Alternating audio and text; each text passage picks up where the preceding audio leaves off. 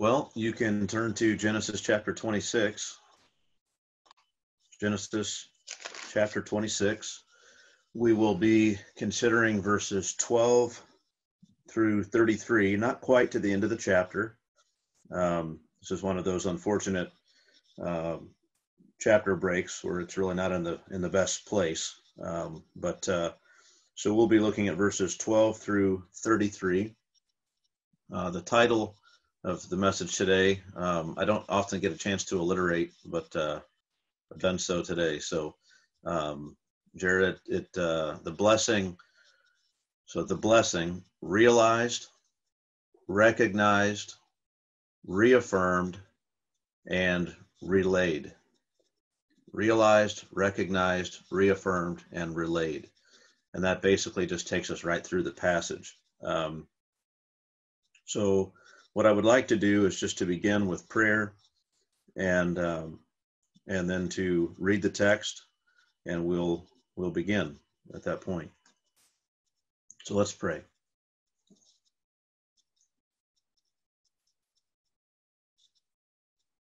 Heavenly Father, we come before you now to sit under your word and to ask that you would teach us yourself, that you would make these things evident to us and plain, that the clarity of your word would benefit us by its truth and its power. We would gain the lessons we should gain here. These stories would become precious to us and not distant, not stories from a long ago time that somehow help our understanding of what happened in the Bible, but rather that teach us about the living God who has promised to Abraham and to Isaac and even to us. And so we pray for help today in growing in faith and confidence in you and our understanding of your character and your ways. That we would have one more example for us here today of the goodness of God and the love of God and the ways of God. So help us in this. We want to be those who grow to imitate you and through our knowledge of you and our love of you and our faith in your promises.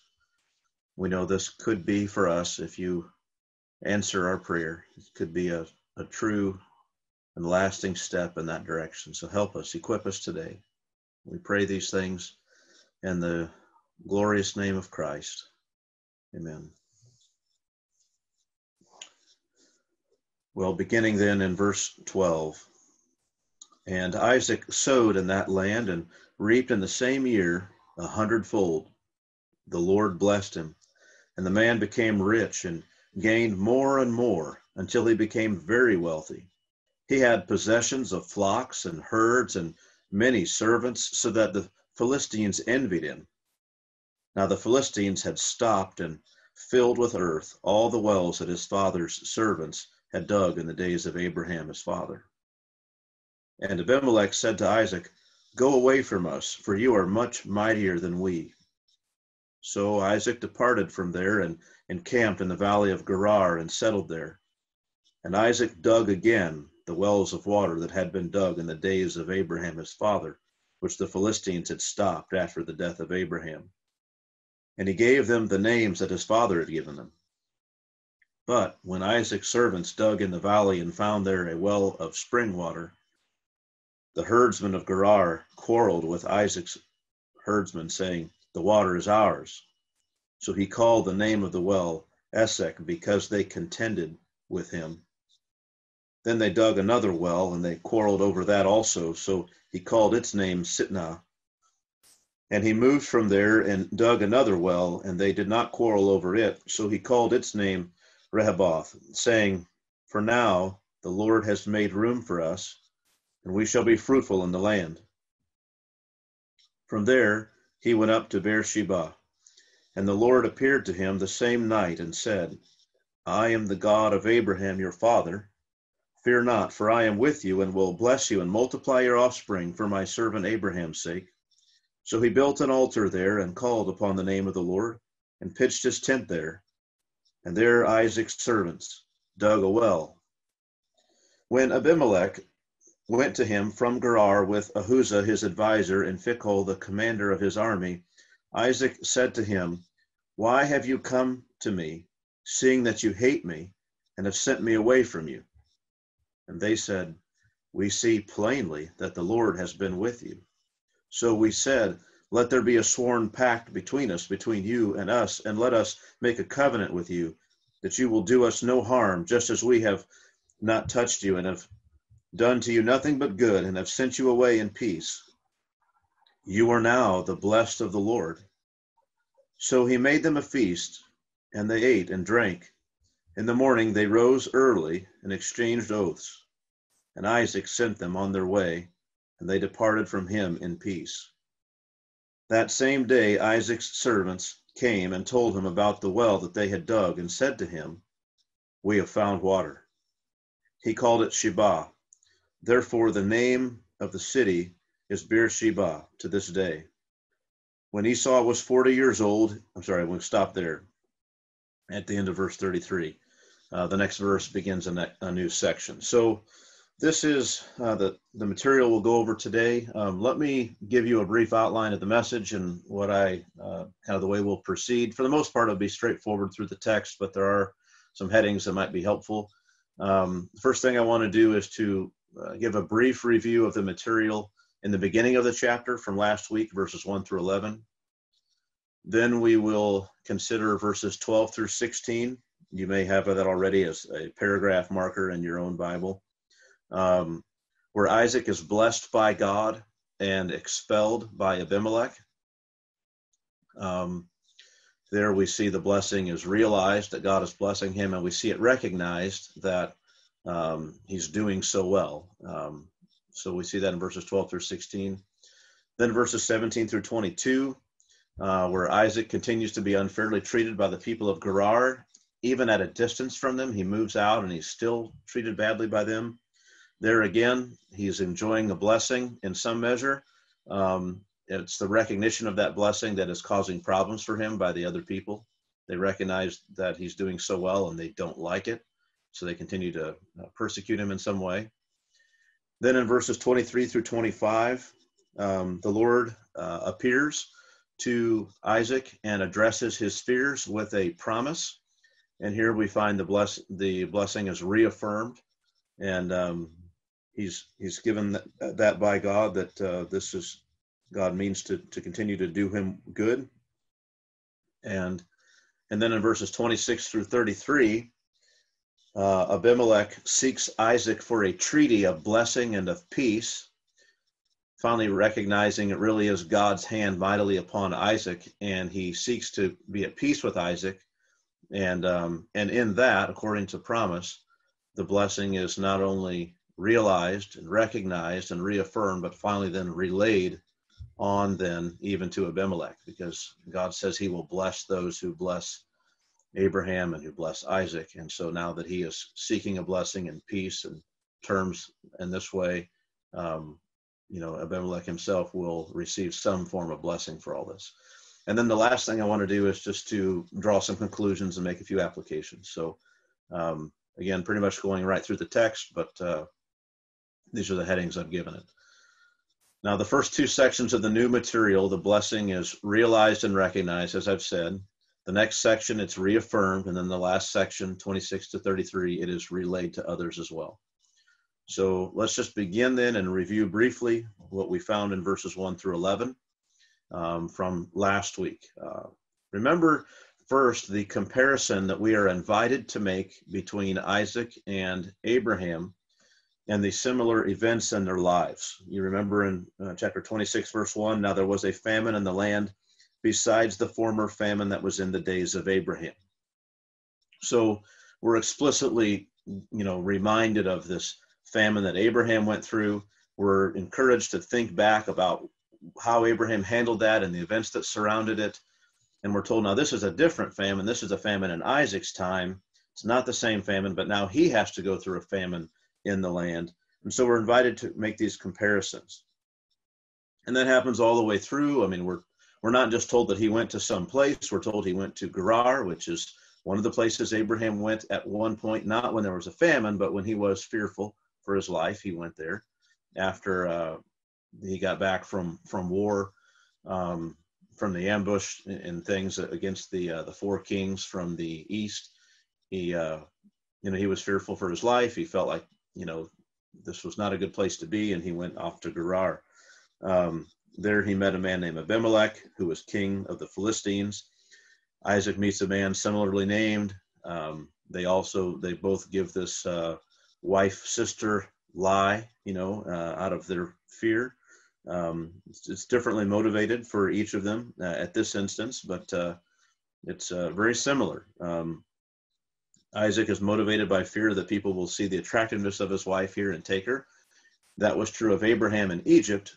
When he went to the Philistines and Gerar, it was likely a different reason. But nonetheless, there's so many comparisons here. You have wells that are dug. These same wells are brought up again later in the material for today. You have a treaty that's brought up between Abimelech and Phicol, and men named Abimelech and Phicol with Abraham, and then now with Isaac. And so you have also the naming of a place called Beersheba. So there's just so many parallels here. We are really invited to make comparisons, and we will do that a little bit all the way through, but mostly at the end, and I think that can be really helpful for us.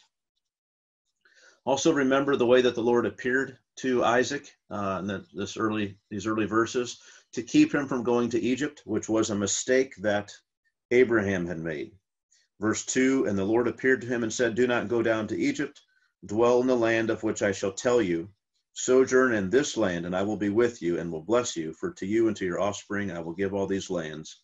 And he goes on. So very important thing that happened. The first time in Isaac's life, the Lord appeared to him, and he appeared to him to tell him not to do something he was thinking about doing. I gave him a warning, and then gave him new instruction, and then gave him a great promise. Notice also one thing I did not point out specifically last time, but I do want to point out because it's relevant for the points I want to make later today, or at least one of those points, and that is that in some ways the promise made here to Isaac is greater than the promises that were made to Abraham, and it's subtle, and you might think I'm making a mountain out of a molehill, but the Lord says to Isaac here, he will give all these lands. For to you and to your offspring, I will give all these lands.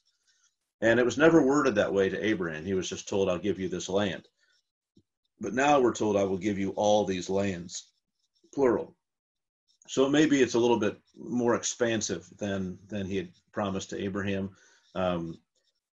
Sometimes these promises become, even though they're in seed form, you could read them in a real expansive way, or a way that's maybe not quite so expansive. When they're restated, they're stated in a way that you can confidently give the earlier reading its most expansive, interpretation. And so, we know now as believers we inherit the world. Well, that's a real fulfillment of this land promise. But there's things like this that become more expansive as they go. And I think that's all it is. It's just that it's said in a way here that is a little bit larger than, you could have guaranteed it was going to be fulfilled before. And so it's a little bit bigger thing that's said here. Otherwise, just to remember that all these promises that were made to Abraham are sort of summed up here and rehearsed by God, issued again to Isaac specifically. That's significant. It's one thing if God says, well, to Abraham, to you and to your offspring, it's your descendants down the road, I want to give this land, or I will bless them. I'll bless you and I'll bless your descendants. But to be one of those descendants doesn't necessarily mean you're going to get the blessing. It just means you're in the category that you're eligible to be blessed. He didn't promise to any specific descendant other than this one eventual seed who would come.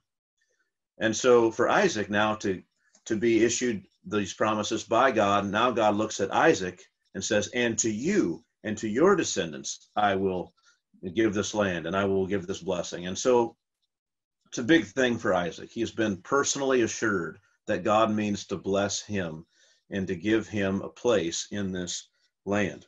Right? It says, to you and to your offspring I will give all these lands, and I will establish the oath that I swore to Abraham your father. So there's then that other thing. I will establish this oath that I swore to Abraham your father.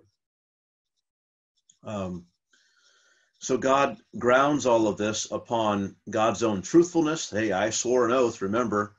And then also he grounds it upon the obedience of Abraham. If you look down to verse 5, because Abraham obeyed my voice and kept my charge, my commandments, my statutes, and my laws.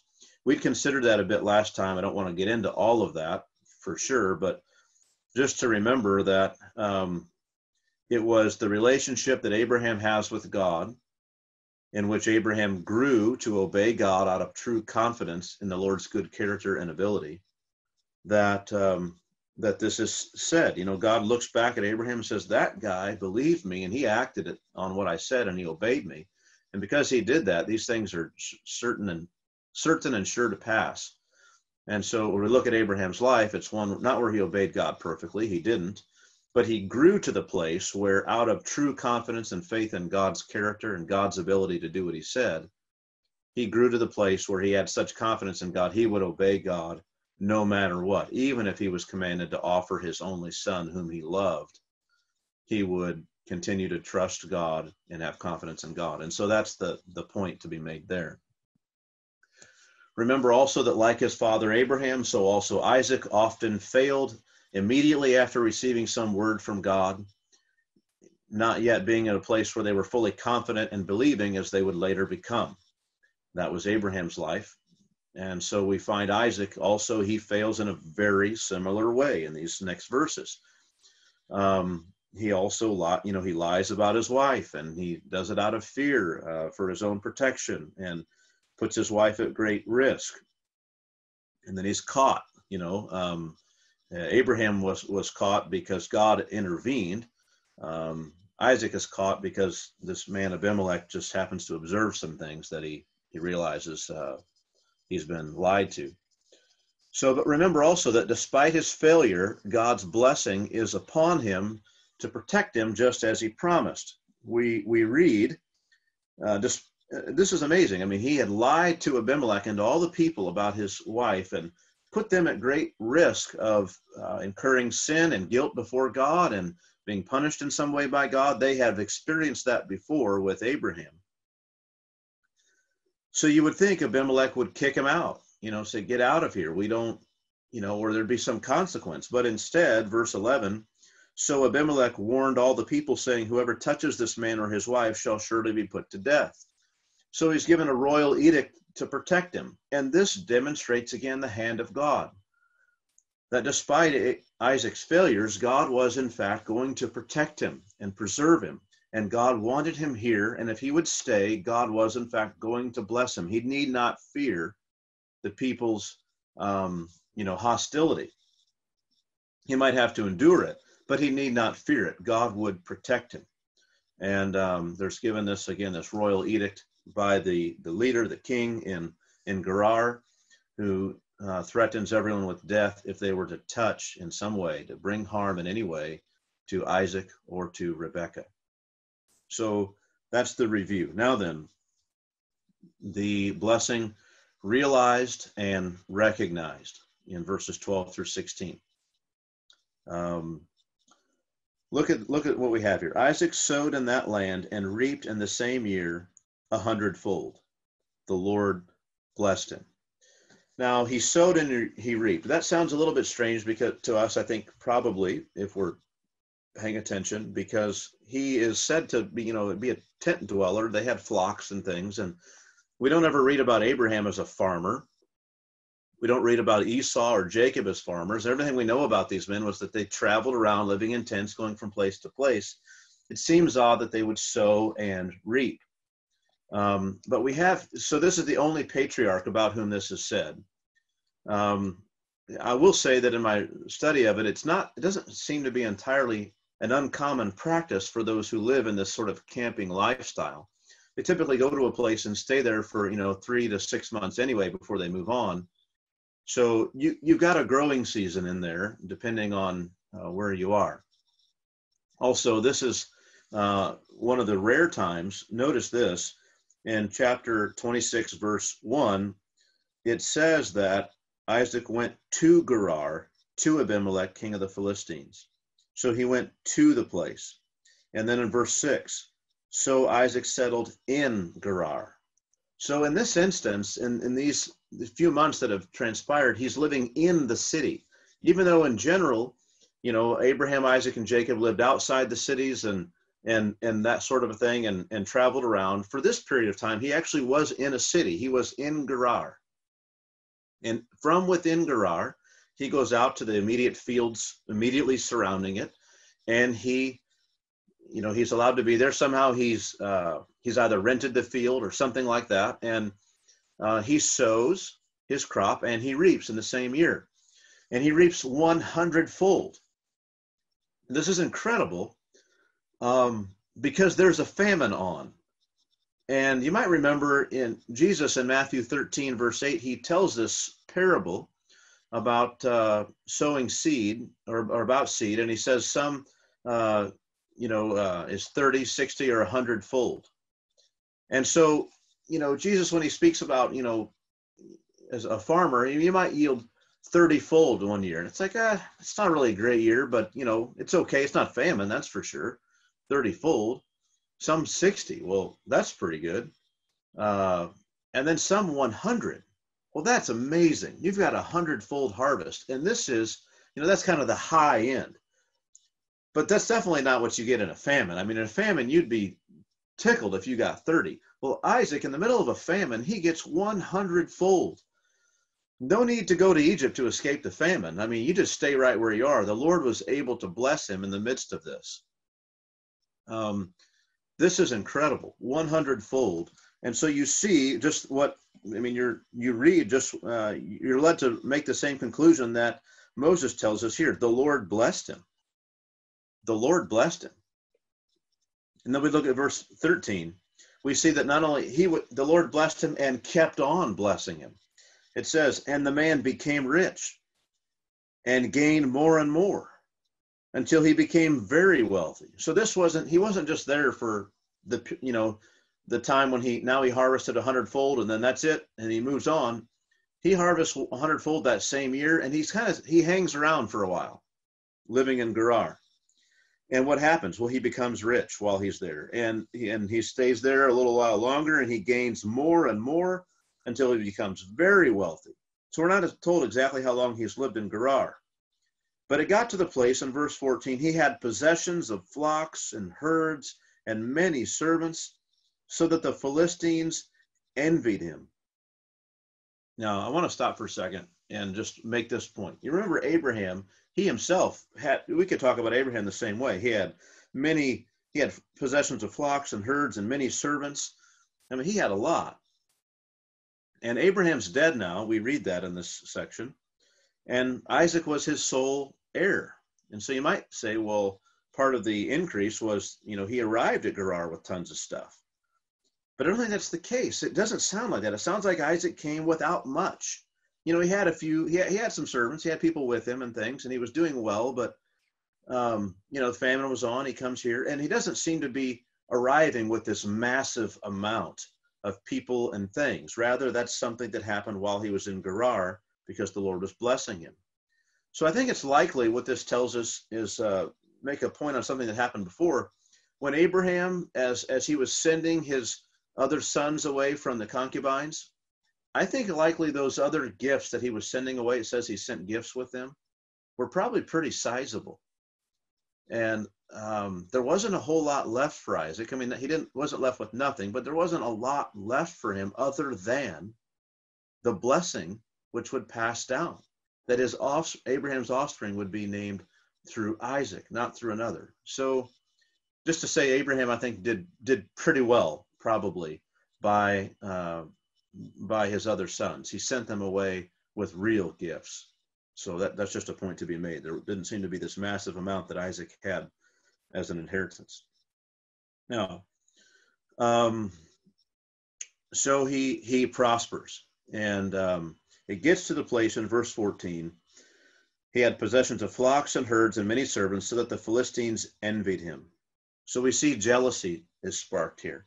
This isn't surprising, but it's worth noting, and Moses brings it out because it plays in to what happens here. The blessing, they see Isaac blessed of God, and it produces in them envy and jealousy. And that envy and jealousy first takes a negative, it results in a negative thing. I mean, envy and jealousy, we might say always does, but I mean, the recognition of that blessing, they want it for themselves. This is, Paul says that this was one of the designs of God for the Israelites in bringing the blessing that's promised to them to the Gentiles, is that it would produce jealousy in them, that they would seek the same blessing. Well, here, it's not having a good effect. They're not seeking God for the blessing. They want it for themselves. And what do they do?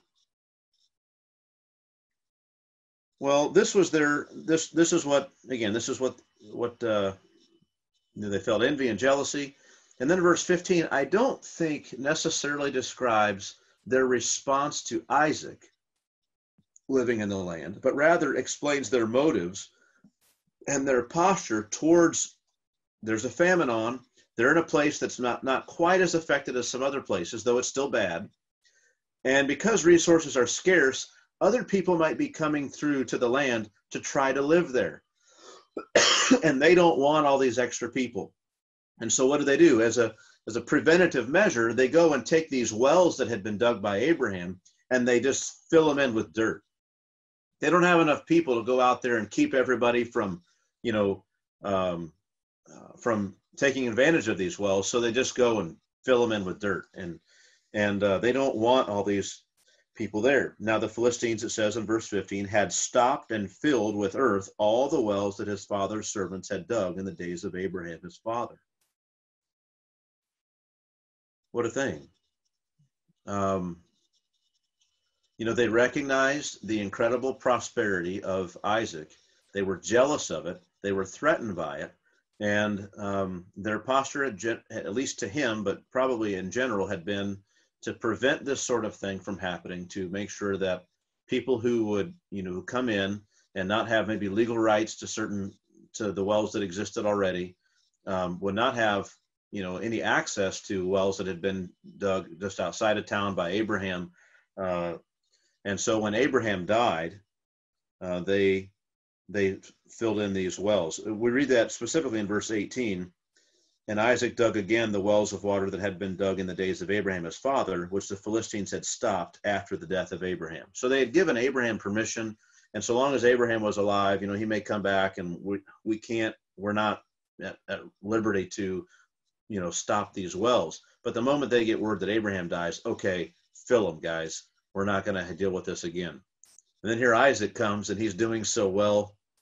And in spite of the wells being, he's doing marvelously and blessed of God, despite the fact that these wells had been filled, and he didn't have access to that. God was blessing him in spite of that. It's really an amazing thing. One text I thought I might just read, just to highlight the idea that a people may feel that their access to their wells, you drawing water from their wells, even if they're spring water, is somehow a threat to them and taking from them, would be in Numbers chapter 21. You can turn there if you like, but I'm just going to read Numbers 21, verses 21 and 22. So Numbers 21, 21 through 22. Then this is Israel coming through on their way to the promised land, and we read this. Then Israel sent messengers to Sihon, king of the Amorites, saying, let me pass through your land. We will not turn aside into field or vineyard. We will not drink the water of a well. We will go by the king's highway until we have passed through your territory. So they were a great mighty company of people trying to get to a certain land, and they had to travel through other lands to get there. And they didn't want to fight, and so they sought permission in advance from a king. Hey, can we just pass by this road, and we won't stop. We'll just keep right on. And we're not there to take your land. We just want to come through. We won't turn aside and take any food from the field. We won't even stop at a well. We just want to go on. And of course, that king rejected their proposal, and there was war. But you see the way he talks is that we won't take any water from your well. Don't worry. And so that's, anyway, these wells are, really viewed as belonging to the people, and their source of blessing. And if you dig another one, that's somehow a threat to them. That's the way they see it. If you take advantage of their own well and use their well, that's seen as a problem too, which is why Abraham went around digging his own wells, not to take theirs. Well, what do we read in verse 16? And Abimelech said to Isaac, "Go away from us, for you are much mightier than we." Get out, for you're mightier than we are. And so, to his credit, Abimelech, they didn't attack him. They didn't kill him. They didn't do any of that. But Abimelech comes probably at the request of his people, but maybe just in his own judgment as well, and asks them to leave. He asks. That's saying it politely. I mean, he was removed. He was expelled. If he'd have refused, there'd have been a problem. Go away from us, for you are much mightier than we. That's an amazing thing. I mean, he's there. He's the envy of all the Philistines. And Abimelech himself says, "You are much mightier than we." This is also similar to another thing that's said about the Israelites while they're in Egypt. In Exodus chapter 1, verses 9 and 10, we read this. This new king who did not know Joseph, he said to his people, "Behold, the people of Israel are too many and too mighty for us," or literally much mightier than we. "Come, let us deal shrewdly with them, lest they multiply. And if war breaks out, they join our enemies and fight against us and escape from the land." And in a similar fashion, though not exactly the same, Abimelech recognizes the danger posed to his people because of all the resources that are being used by Isaac. So he thinks, and so he wants to get rid of Isaac. Now, what he learns eventually is that the abundance that Isaac was experiencing in the midst of this famine wasn't because he was sucking the resources of Gerar dry and getting to everything before the people of Gerar could get to it. But when Isaac left, in a sense, so did the blessing. It's like everywhere Isaac went, he was prospering, and this is eventually recognized by him. And so, it's like, the land doesn't have the ability to bless the same way if Isaac's not there. So it's not that, there's this limited number of resources in Gerar, and Isaac is taking like 40% of them for himself and for using them for all of this, property that he has and the livestock and everything. And then when he leaves, we got an extra 40%. It's like when he goes, the 40% leaves with him, and we're not any better off when he left. It's quite a thing that happens.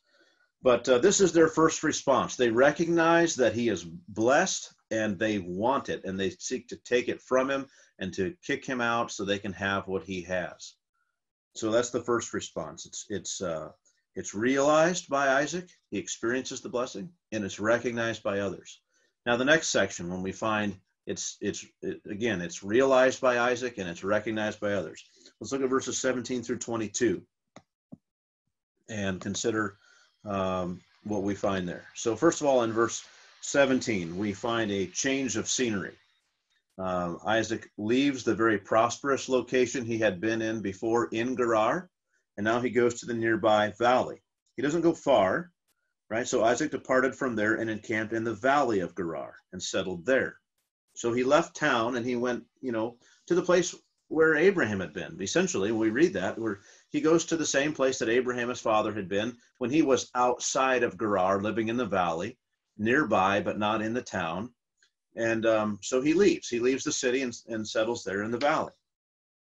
And what do we read?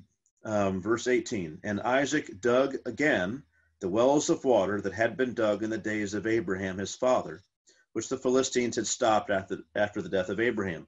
So it wasn't just that they had stopped some, maybe certain wells kind of near town, but then even out there in the valley, they went out there and traveled out in the valley, and any well that they found that, they just filled it in. They did not want people stopping and settling in there again. They were not welcome to, they were hoping these travelers did not find a welcome place of rest and refuge in that valley. That was for them.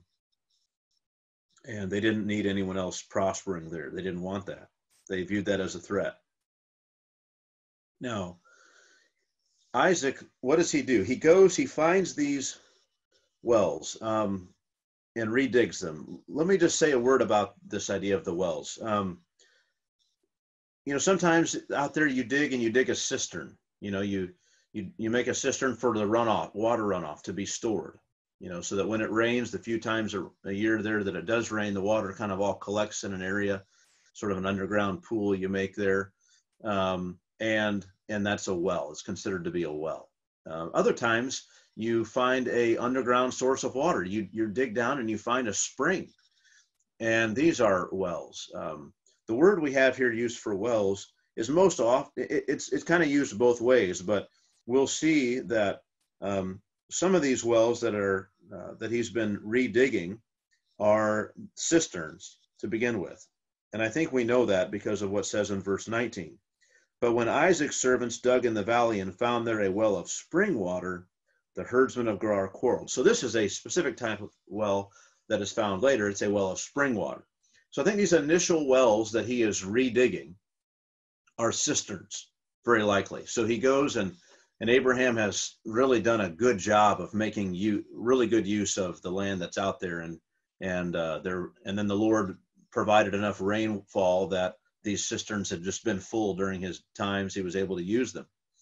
And the cisterns are kind of useless when there's not rain. But if you go out there and you don't want people to be able to dwell out in this valley and enjoy it, well, you fill those cisterns in, and now unless it's raining that day, there's really no source of water for people.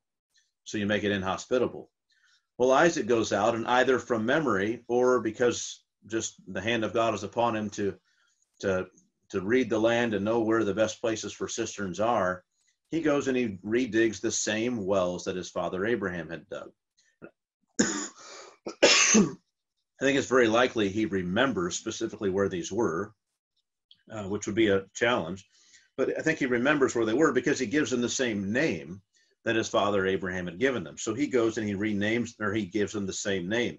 So he digs the well, and I don't know if he posts a little sign on a wooden placard or what, but he names them that. Not just for his own sake. I think he's making a point that they had entered into a treaty with his father not to do him harm, to him or to any of his people.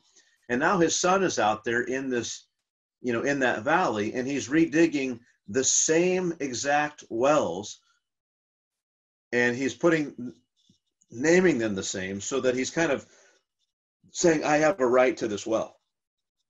I can be here. And they can't take it away from me. But it doesn't really work. You see, this continues, the people continue to be hostile to him and to not like what he's doing. He gives them these names. So they had filled these in, and now he's going about, redigging them. And this is lots of work that would have been unnecessary except for the hostility of the people. But he's got to redig all these wells. And then they find one that's a well of spring water in verse 19. He's out there outside of Gerar, and Isaac's servants dug in the valley and found there a well of spring water. Well, when you find that, now this is way better than just a cistern. I mean, this is constant source of water. And the people of Gerar, the herdsmen of Gerar, had been content. They didn't like it, but been content to let him redig Abraham's cisterns. But now there's a source of spring water, and we don't want him to have that. Verse 20, when that happened, the herdsmen of Gerar quarreled with Isaac's herdsmen, saying, the water is ours. What a thing. The water is ours. So he called the name of the well Esek, because they contended with him. He doesn't fight him. Like, they get there, his servants dug this well, and it's a well of spring water. Like, it's the best well that exists in this whole valley. You've got spring water here. They struck a underground source of water, continual source of water. What a blessing this will be. And these men come and say, nope, that belongs to us. And he names it. What does he name it? Quarreling. He called it quarrel. And he goes on. He leaves. He didn't quarrel with them. Let them have it. Then verse 21, then they dug another well, and they quarreled over that also. So they called its name Sitnah, right? Sitnah meaning what? Enmity, hatred. So here, it doesn't say specifically it's a well of spring water, though I think it likely is, which is why they're quarreling over it. Another, they struck water again, and there's just enmity there. These guys are pursuing him. That makes sense, even if it's a well of spring water. But let's say, perhaps, because it doesn't explicitly say it's a well of spring water, let's just say, since it didn't explicitly say it's a well of spring water, it's just another cistern. They dug another cistern, right? Let's say that that's what happened. They dug another well. And these guys quarreled over that also. And that would be an example of just absolute hostility. I mean, you filled in my dad's cisterns with dirt. Or with sand and things. I had to redig those things out. All this work I had to do. Then I find spring water and you take it from me, and fine, I let you guys have it. Now I go and I dig another cistern and you won't even let me have that. Now it's like you're so incensed against me. It's like you guys just hate me. You're not just quarreling.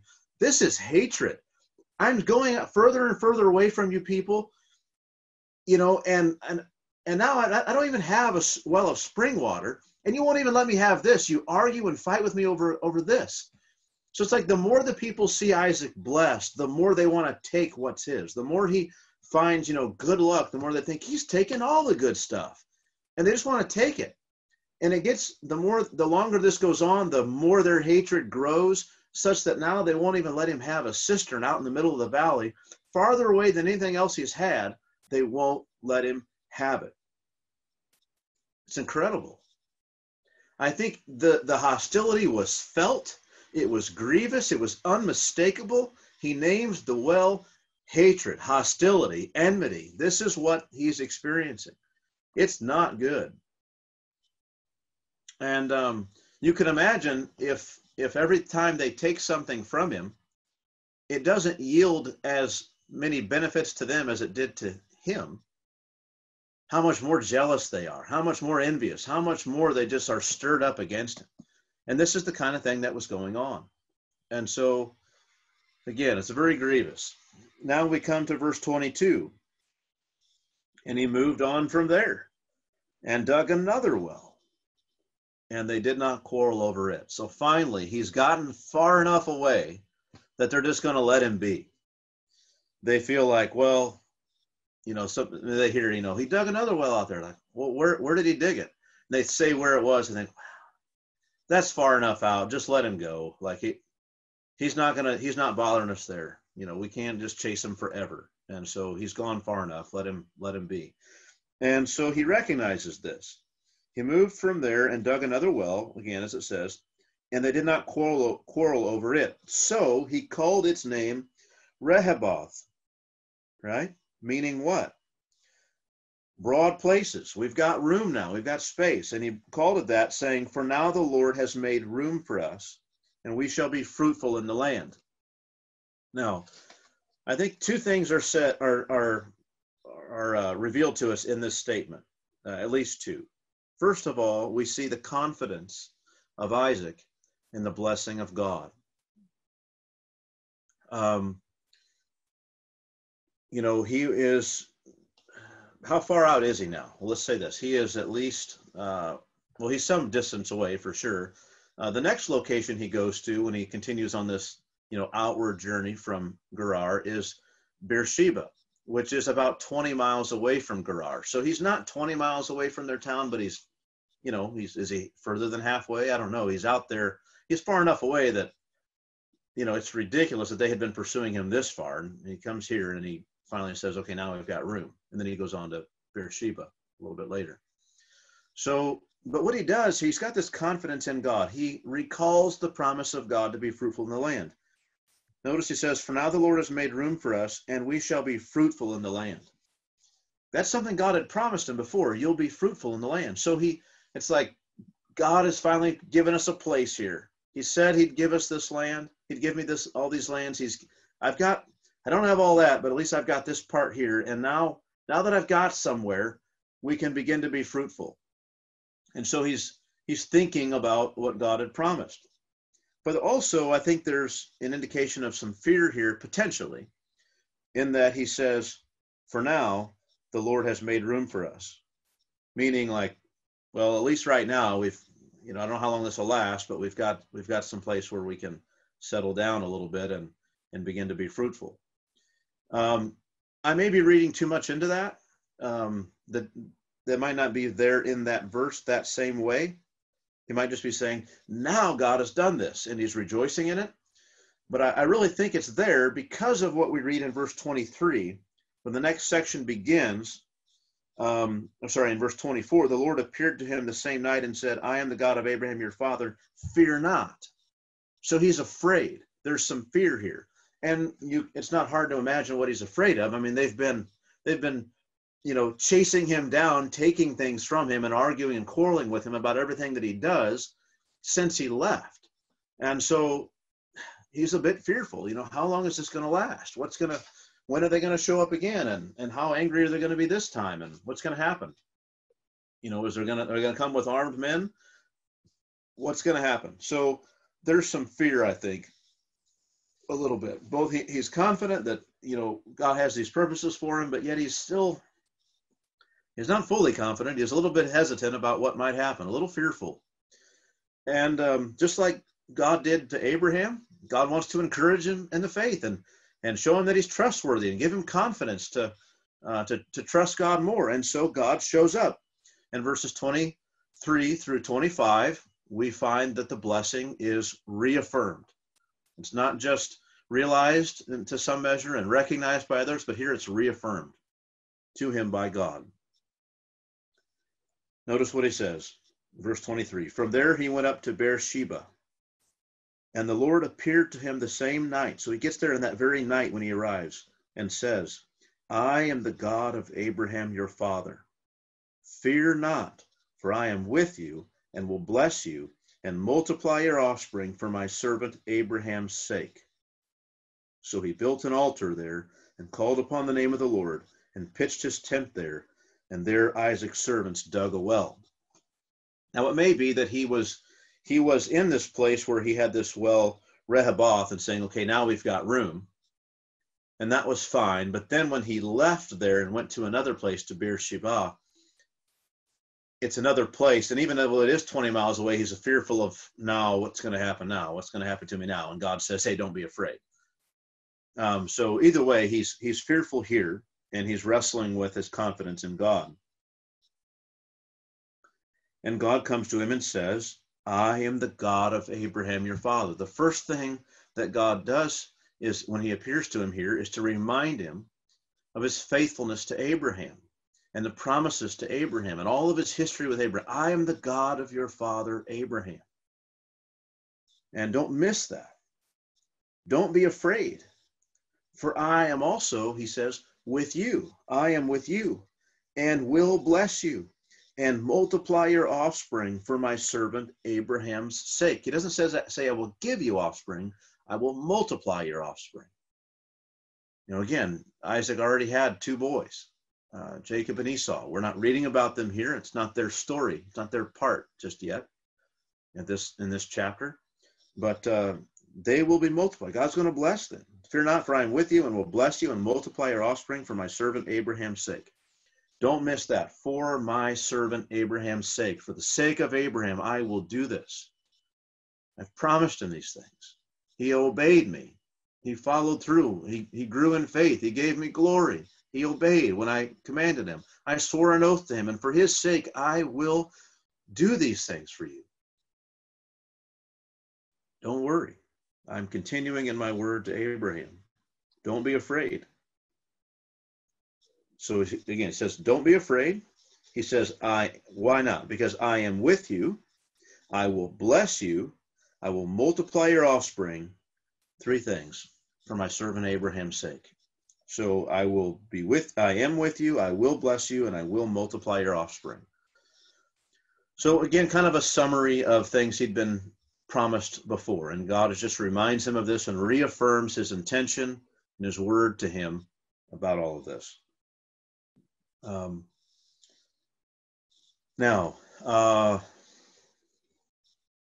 what is Isaac's response? Until now, Isaac has been pushed around and experiencing much fear because of what has happened. And his response here is quite different. He pitched his tent. So, first of all, he builds an altar. He calls upon the name of the Lord. That is, he begins to worship God. He builds an altar, a place to worship the Lord. And he does so. He worships the Lord. He calls upon the name of the Lord. And then he pitches his tent there. So he settles. He makes camp. We're gonna be here a while, guys. Let's pitch our tents. And there Isaac's servants dug a well. Now this sounds like an act of faith. It sounds like he's believing God. He's trusting in God, and he does this. This is all something he does as a response to faith. But every blessing so far, if you think about his experience, what we've read in this chapter, every time he's got a blessing, every well that they've found has been, except for one, has been an occasion for hostility. So what's going to happen now? I mean, eventually somebody's going to come passing through, and he's going to have some dealings with people. What's going to happen? And lo and behold, what we read about is Abimelech coming through again and coming to visit. And so what is this going to look like? These are the people that until now, because they see God's hand upon him, or they see the blessing that he's experiencing, have been envious and jealous and wanted it for themselves, and have sought to take it from him by kind of increasing acts of hostility and aggression. And here comes Abimelech. And so we read in verses 26 through 33. When Abimelech went to him from Gerar with Ahuzah his advisor and Phicol the commander of his army, Isaac said to them. So they come out, and it could be that they come out with a band of men, but it's not likely. It's not mentioned. They didn't come out with some army or something like that. They came out, it seems like, with intentions of peace. And so probably just these three men and whatever attendants they may have had. When Abimelech went to him from Gerar, so he travels from Gerar with who? Ahuzah his advisor, and Phicol the commander of his army. There's some debate about this Ahuzah guy and whether he's exactly an advisor. Some people may say like chief of police, just kind of a weird thing, but that word could be a word that's used elsewhere to describe a guy who would kind of be the king's man to enforce the king's property rights among all the areas where the grazing happens. So this guy may have been, if that's the case, then he might be kind of the guy who was in charge almost of seizing these wells and quarreling with Isaac until now. But at least he's an advisor. He's a close confidant of the king. We know that regardless. And Phicol, the commander of his army. This is again likely a honorary title for the one who was in charge of the army at the time. So the military force, represented here. They come out to him, and immediately Isaac said to them, "Why have you come to me, seeing that you hate me and have sent me away from you?" Wow. Compare the hospitality here with that of Abraham and Lot previously. I mean, Abraham and Lot running up to the visitors and saying, hey, come, let me feed you. Let me, get water, and I'll provide this meal for you and all this. These guys come out to Isaac. He says, "What do you want? Why are you even here, seeing that you hate me and have sent me away from you?" You can sense the frustration and the resentment, in a sense, from Isaac towards these men. I mean, he has felt like they've been dogging him all the way through here. And he finally comes to a place, and he has, God has promised him, he'd be with him and not to be afraid. And so he sets down roots, he establishes something. And then, they begin to dig this well. They haven't even got it dug yet. And here comes Abimelech and these men. What do you want? I mean, why are you out here? You guys hate me? I can't imagine why you're here. What is it you need now? It's not exactly a welcome. He's not too welcoming of them at all here. So he confronts them about their treatment of him so far. Abraham, remember, at some point had done a similar thing to the Abimelech of his day when he reminded him of the fact that Abimelech had some men who had seized a well of his own. But so he tells them, look, you've hated me. Why are you out here? Why are you here? And they said, verse 28, they said, so they're in agreement on this. This isn't just Abimelech. It's recognized, well known. We see plainly that that Yahweh has been with you. The God you serve, he is with you. We've come to realize, and it's obvious to us now. Maybe it wasn't so obvious to us before, but now it's clear and plain. God is with you. Your God is with you to bless you, right? We see plainly that the Lord has been with you. So, because we see that we have said, let there be a sworn pact between us, between you and us, and let us make a covenant with you. Let me stop there. Before, when they saw how well he was doing, they didn't want a covenant. They wanted to kick him out. And then they continued to see how well he was doing, and they kept taking things from him. And then eventually they realized, wait a minute, this is the hand of his God. Not our God, but his God is with him, and his God is able to bless him in these places where our God cannot. Let's make a pact, let's make an agreement with him so that we can get some blessing too.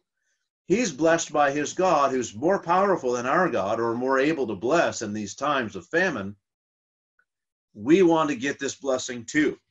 So because we saw the Lord has been with you, so we said, let there be a sworn pact between us, between you and us, and let us make a covenant with you, that you will do us no harm, just as we have not touched you and have done to you nothing but good, and have sent you away in peace. Now, this is interesting. Quite the statement they make. They recognize this blessing. Now, this, by making a treaty and covenant with him to be at peace, is their way of kind of siding or getting the favor of his God as well. And they're not wrong to think that. I mean, God said, those who bless you, I will bless. God is perfectly, ready to give them some form of blessing if they will seek that blessing from him and they acknowledge that it's because God is with him.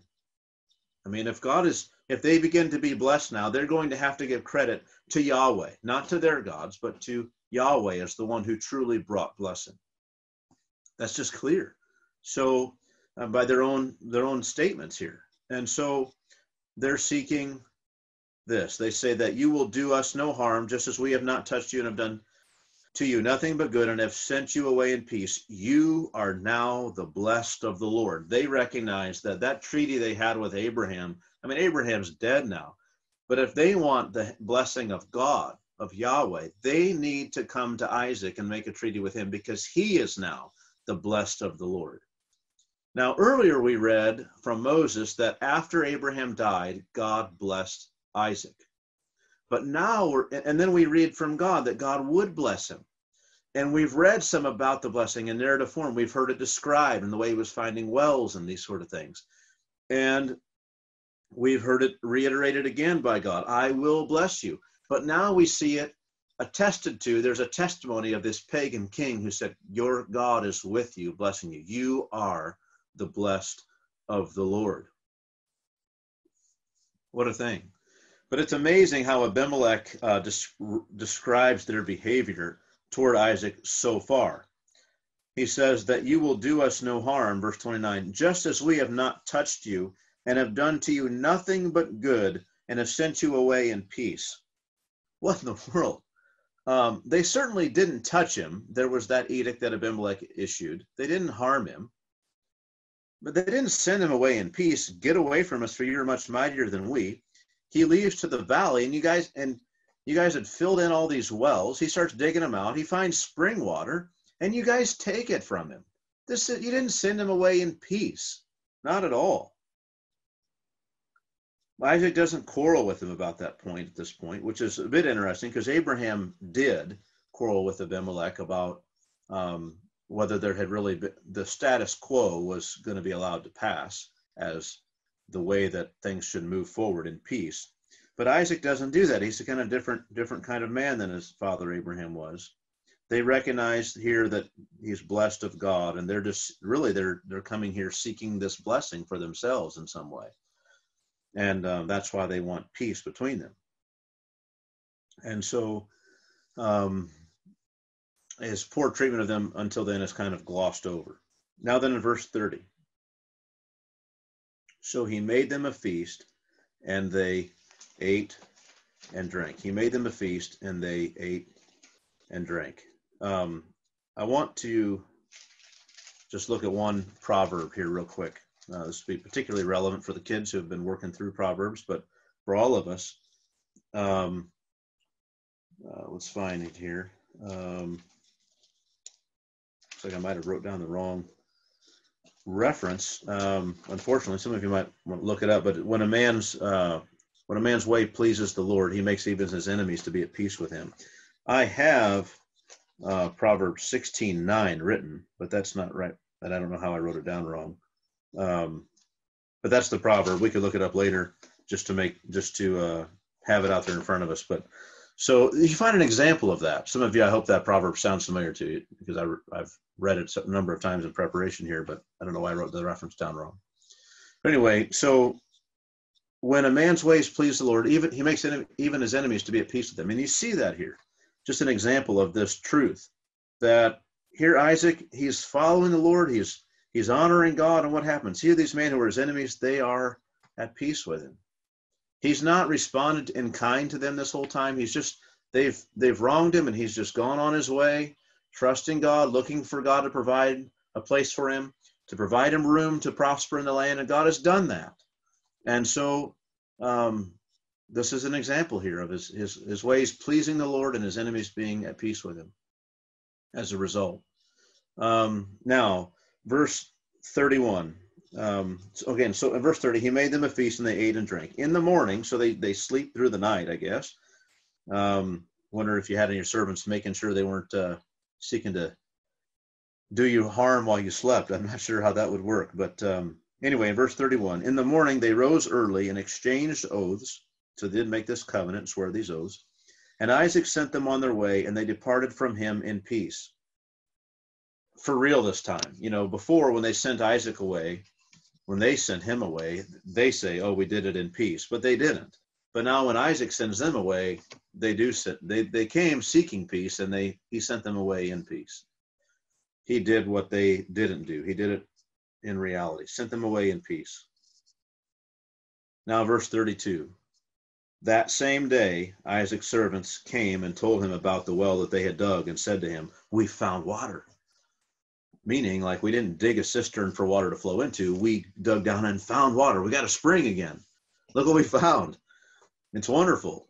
So that day was a very momentous day, you might say. I mean, first, he wake up early in the morning, exchange these oaths. He send these men away in peace.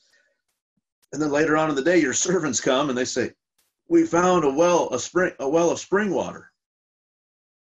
And it's wonderful. We found water.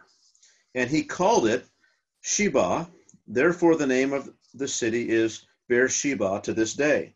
Now that Sheba, it may just be the word seven. That's what we read earlier when Abraham dug a well and named it the well of seven. But it sounds similar to oath, and so a lot of people understand it to be the well of the oath, and they take it that way, that's the well of the oath. So that's what we read here now. And it says in verse 33, he called it Sheba, therefore the name of the city is Beersheba to this day. We read earlier that Isaac had been digging wells or digging these cisterns and giving them the same name that Abraham had been naming them. That might be a practice he returned to here. He might have gone to, it says in verse 23, he went up to Beersheba. He might have gone to a place that was already at that time given the name Beersheba, where his father had dug a well, the well of seven, or the well of the oath. And he went to that place, and while there, God appeared to him.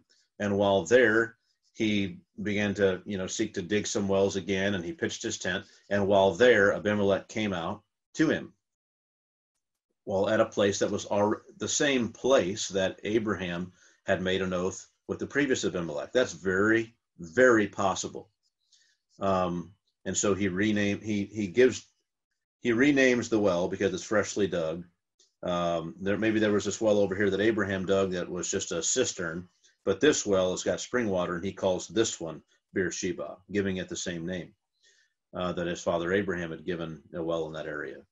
But it's also possible that it's not in that same place at all.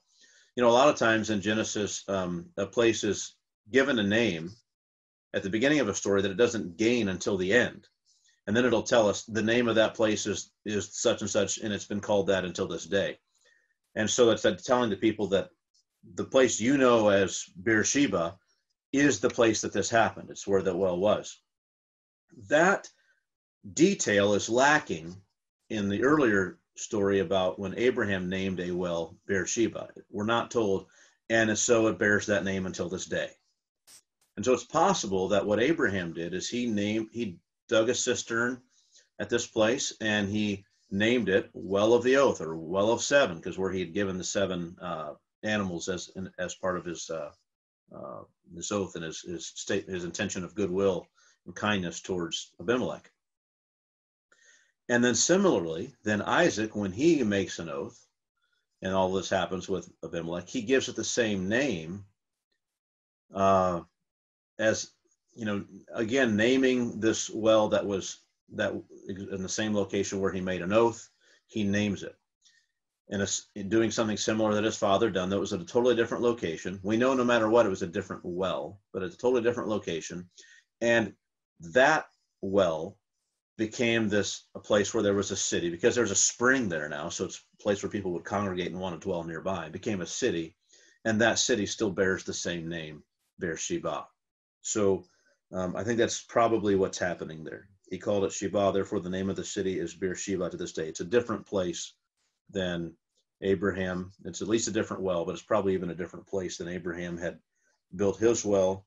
And in verse 23, when it says he went up to Beersheba, it wasn't named Beersheba at the time, probably. He went up to this place, and it got the name Beersheba, and that's the way we know it. And so when Moses writes, he went up to this place that's called Beersheba, and it still bears that name. Now, that's kind of it. Now, the other thing that we find here is the fact that he names this well the same name. I think also, again, just shows us how parallel this chapter 26 is to the events that happened in Abraham's life. It shows us how much we're invited to make these comparisons, to take stock here of Isaac's life and compare it to this point in Abraham's life. If you do that, you'll learn something. Let's stop for a second. Let's go to Genesis chapter 22. Genesis 22. Chapter 21. You have this treaty that's made with Abimelech. Look at verse 33. Abraham planted a tamarisk tree in Beersheba and called there on the name of the Lord, the everlasting God. And Abraham sojourned many days in the land of the Philistines. So he's there for a long time. Verse 19 of chapter 22, verse 19. So Abraham returned to his young men, and they arose and went together to Beersheba, and Abraham lived at Beersheba. So he spent a lot of time there at Beersheba. You'll notice at the end of chapter 22, we don't read anything else about Abraham's life at all until we read about this story, pretty much about we read about his negotiating for the land and stuff, for the land to bury Sarah. And then we'd read about him, wanting his servant to swear an oath. But then it's just that he dies after that. It's kind of all the big, huge stories of Abraham, for the most part, are already past. There's not much that happens after he settles in Beersheba and he builds this well. Well, it's the same thing with Isaac.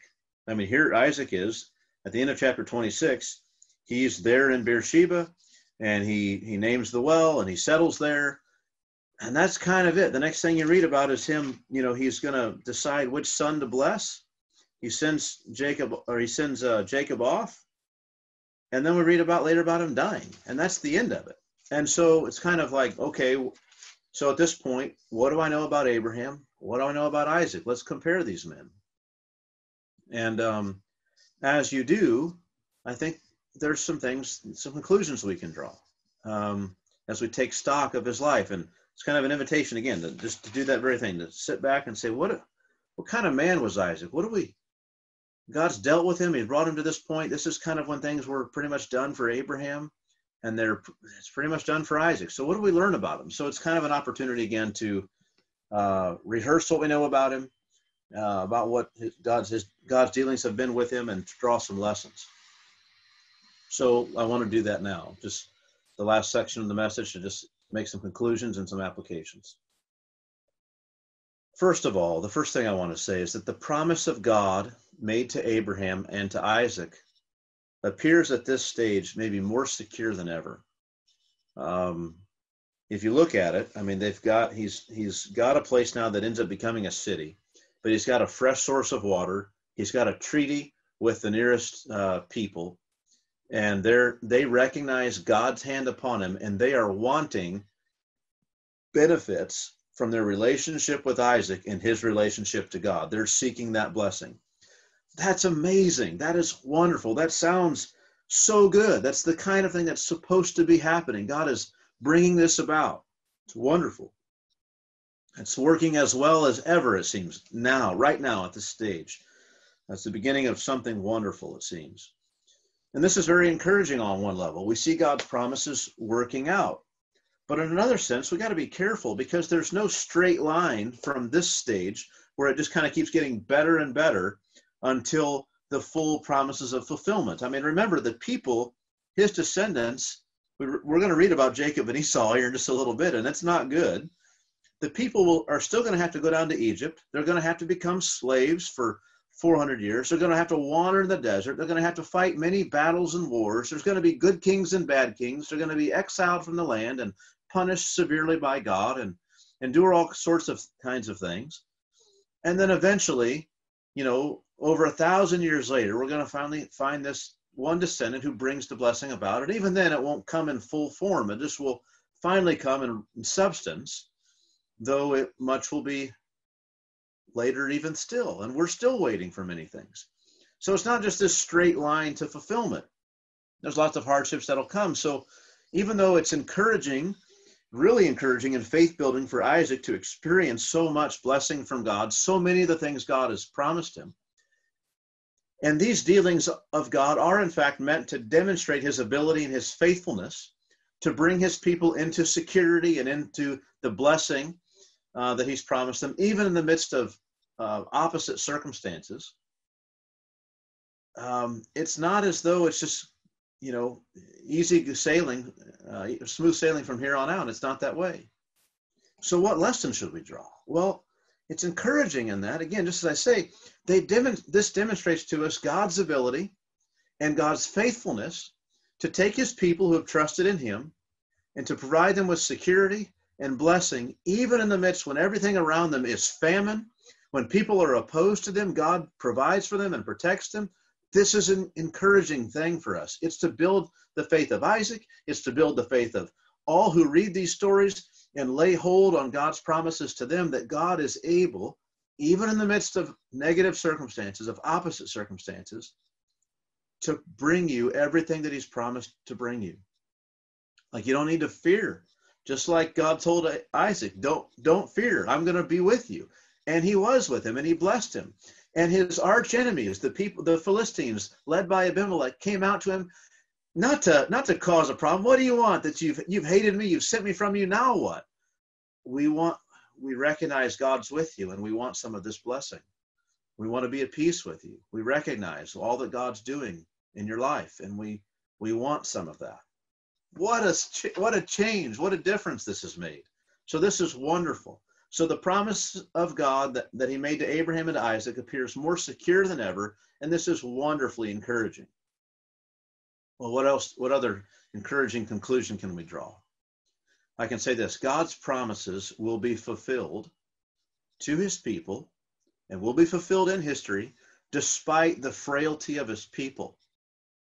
despite the no account nature of his people in many ways. Think of this. I mean, Isaac, he was just kind of bullied around all this whole chapter. They just kicked him out from one well to the other, and he just kept leaving and never really stood up for himself. He just was pretty meek. Pretty meek. Along those lines, again, we should take particular encouragement, not only what we see God do for Isaac, but that all of God's promises and all of God's purposes, again, will be fulfilled despite the frailty and the unassertive nature of his people, despite the fact that we quarrel not. Matthew 5:5, I've already alluded to it, but blessed are the meek, for they shall inherit the earth. That sounds staggering. I mean, the only thing the meek inherit is the short end of the stick, but not with God. You see, with God, his purposes and his promises stand, and the meek inherit the earth. And we see that even in a sense here with Isaac. I mean, here's this meek man. He's being pushed around from place to place, not seeking a fight, not wanting to pick a fight in any way, not standing up for himself really. And then he finally gets to a place and God's made room for him. And he moves on to another place and he's fearful about what's going to happen. And God says, I'm with you. Don't you worry. You can establish something right here. I'm going to bless you and be with you. And these men come and he says, what do you want now? And he's shocked as they tell him, we recognize the hand of God upon you. And we too want blessing. What a thing. You see, his own no account nature didn't stand in the way. He didn't have to be anything great. Like, he was frail and weak and a pushover.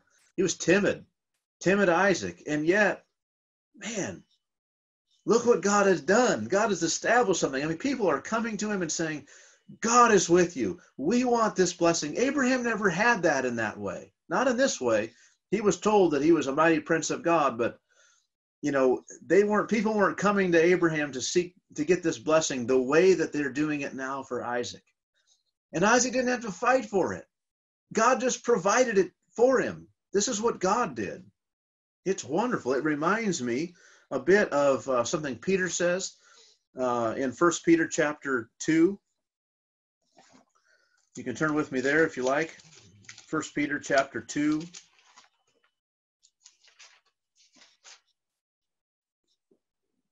Beginning in verse 20 through 25. For what credit is it if when you sin and are beaten for it, this is speaking to us as Christians now, if when you sin and are beaten for it, if you're a Christian slave and you've sinned against your master and you get a beating for it, that's no credit to you. You can't say, well, I'm just suffering as a Christian. That's not what it is. But if when you do good and suffer for it, you endure. So if you're innocent and you've done nothing but seeking to bless others and you're just going about your business, doing well at what you've been given to do, and you still suffer for it, they're angry with you and they resent you and they take from you and you're suffering in this instance. This is a gracious thing in the sight of God. God is pleased with this. This is a good thing. For to this you have been called, because Christ also suffered for you, leaving you an example that you might follow in his steps. Well, what's his example? He committed no sin, neither was deceit found in his mouth. He wasn't sinning against people and lying to them and saying half-truths. But when he was reviled, in spite of his good character, he did not revile in return. When he suffered, he did not threaten, but continued entrusting himself to him who judges justly. This is so contrary to our nature, right? When people threaten us, when people revile us, the response is typically we look back and we hate them and we threaten them. And you keep doing this, and this is what's going to happen to you. You better stop or else. But that's not what he did. He just moved. Jesus didn't do that. It says, but he continued entrusting himself to him who judges justly. He just kept looking to God, looking to his Father to do right. And Isaac, in a sense, does the same thing here. In in the account we read here, he just kept moving on, looking, digging again, and he finds a well, and he says, God has given us a place. God's made room for us here. Continued entrusting himself to him who judges justly. More about Jesus. He himself bore our sins in his body on the tree that we might die to sin and live to righteousness. By his wounds you've been healed. For you were straying like sheep, but have now returned to the shepherd and overseer of your souls. Or in the next chapter, what else does Peter say? Verses 8 through 12. 1 Peter 3, 8 through 12. Finally, all of you have unity of mind, sympathy, brotherly love, a tender heart, and a humble mind. Do not repay evil for evil, or reviling for reviling, but on the contrary, bless, for to this you were called, that you may obtain a blessing. For whoever desires to love life and see good days, let him keep his tongue from evil and his lips from speaking deceit. Let him turn away from evil and do good. Let him seek peace and pursue it. For the eyes of the Lord are on the righteous, and his ears are open to their prayer. But the face of the Lord is against those who do evil. You see? And this appears to be in large measure the kind of man that Isaac was. I mean, he failed some. I mean, he had lied about his wife and all, but look at all the hostility he was enduring from these citizens of Gerar and their king Abimelech, and he never returned the favor. He just moved on, trying to find a place where they would leave him alone. He didn't seek to stir up controversy or strife. And this is wonderfully encouraging for us as believers, that we can be, however frail and of little account we are, however maybe unable we are to stand up in the market and make our way, God is with us to bless us. We don't need to figure out the way to turn all the circumstances to our favor. God can do that. God does do that for his people. I mean, Isaac was shocked when he showed up there, and here's Abimelech and these men with him. He says, what do you want now? I mean, you hate me. You've sent me out from you. Now what? And they say, we see God's hand upon you. We want blessing. What a shocker. This is the way it is in the Christian life, brothers. Like we are of no account. We're not going to just be so successful that people just say, man, we just, these guys have got it figured out. If they see anything in us, it's going to be because God is with us. 1 Corinthians chapter 1, verses 26 through 31. For consider your calling, brothers. Not many of you were wise according to worldly standards. Not many were powerful. Not many were of noble birth. But God chose what is foolish in the world to shame the wise. God chose what is weak in the world to shame the strong. God chose what is low and despised in the world, even things that are not, to bring to nothing the things that are, so that no human being might boast in the presence of God. He is the source of your life in Christ Jesus, whom God made our wisdom and our righteousness and sanctification and redemption. Therefore, as it is written, let the one who boasts, boast in the Lord. God's promises will be fulfilled. God's people will prosper because of God, because he's our wisdom and our righteousness and our sanctification and our redemption. Let the one who boasts, boast in him. Isaac's boast was not that he was crafty, that his servants just knew how to find water. Like the Lord had provided these things. And the citizens of Gerar saw it. They came to the place where they realized this is from God. This is from Yahweh. We need help. We need the help that Yahweh can give. We better seek treaty and peace and good terms with Isaac because he's blessed of the Lord. So then,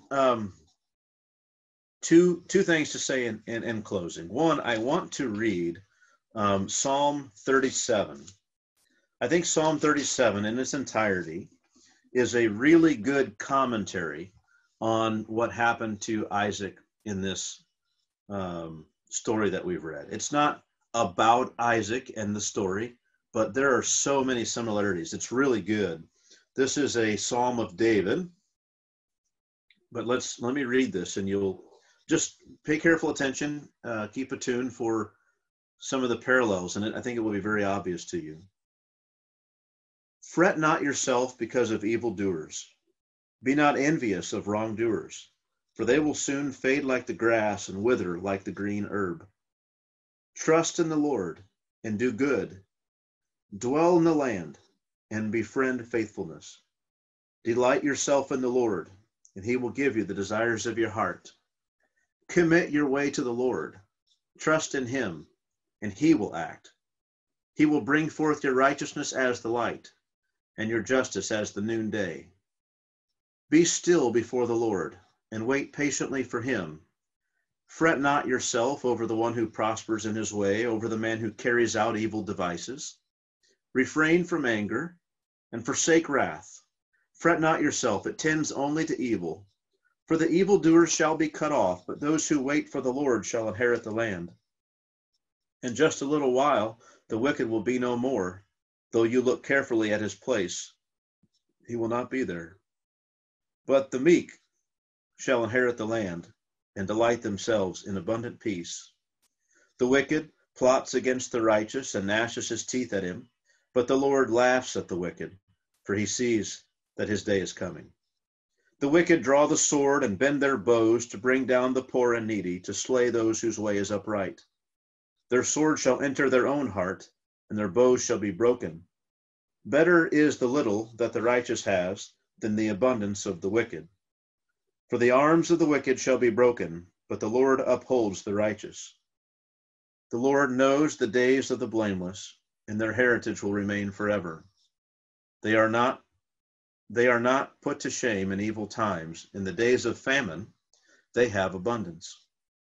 But the wicked will perish. The enemies of the Lord are like the glory of the pastures. They vanish. Like smoke, they vanish away. The wicked borrows, but does not pay back. But the righteous is generous and gives. For those blessed by the Lord shall inherit the land, but those cursed by him shall be cut off. The steps of a man are established by the Lord when he delights in his way. Though he fall, he shall not be cast headlong, for the Lord upholds his hand. I have been young, and now am old, yet I have not seen the righteous forsaken, or his children begging for bread. He is ever lending generously, and his children become a blessing. Turn away from evil and do good, so shall you dwell forever. For the Lord loves justice. He will not forsake his saints. They are preserved forever. But the children of the wicked shall be cut off. The righteous shall inherit the land and dwell upon it forever. The mouth of the righteous utters wisdom, and his tongue speaks justice. The law of his God is in his heart. His steps do not slip. The wicked watches for the righteous and seeks to put him to death. The Lord will not abandon him to his power, or let him be condemned when he is brought to trial. Wait for the Lord and keep his way, and he will exalt you to inherit the land. You will look on when the wicked are cut off. I have seen a wicked, ruthless man spreading himself like a green laurel tree. But he passed away, and behold, he was no more. Though I sought him, he could not be found. Mark the blameless, and behold the upright, for there is a future for the man of peace. But transgressors shall be altogether destroyed. The future of the wicked shall be cut off. The salvation of the righteous is from the Lord. He is their stronghold in the time of trouble. The Lord helps them and delivers them. He delivers them from the wicked and saves them, because they take refuge in him. What a wonderful commentary, as I said again, in many ways, on Isaac's life here, from the time of when he landed in Gerar until he found himself making a covenant with the king of Gerar, Abimelech, out in a place some 20 miles away in Beersheba. So the last thing to say then, I said there were two more things, and this is now the last one. Just to encourage us as believers to just go on loving sacrificially with risk and with boldness, sharing the good news of the grace of God with others, having great confidence in our God to protect us, to provide for us, to prosper his will, even in hands of people like us, even in our hands. The will of God can grow and be blessed and be a blessing to others and prosper and succeed. What a thing. So take encouragement from this, to cast yourself on God. Isaac took refuge in God, and God provided for him. The people that were his enemies came, and the last people on earth he thought were going to come to him seeking to, recognizing the hand of God upon him and wanting God's favor and peace with him, showed up that morning and left the next morning with the blessing of God upon them as well, in some measure. What a shock. It may be the case for us too. So just, again, keep on loving sacrificially, take risks, be bold, share the good news of the grace of God with others. God will, the will of God, the gospel will go forth and it'll prosper Even in our hands, God's able to do that. We don't need to be anything great ourselves, just casting ourselves on God and living in obedience. That's what we need. So may the Lord help us in this and take encouragement from the way that God established all that he promised. He said he was going to provide these things for Isaac, and he did. And that's wonderfully encouraging. Even timid, no account Isaac, God did this for him. He experienced in his days more of the blessing of God than Abraham ever did in terms of the realization of the promises. And that's amazing, because Abraham's the one we look to mostly as the man of faith. But Isaac cast himself on God, and God provided. What a wonderful story and account. And I'm so thankful for this being in the text for us. So that's everything that I have. Are there questions or comments anyone may have?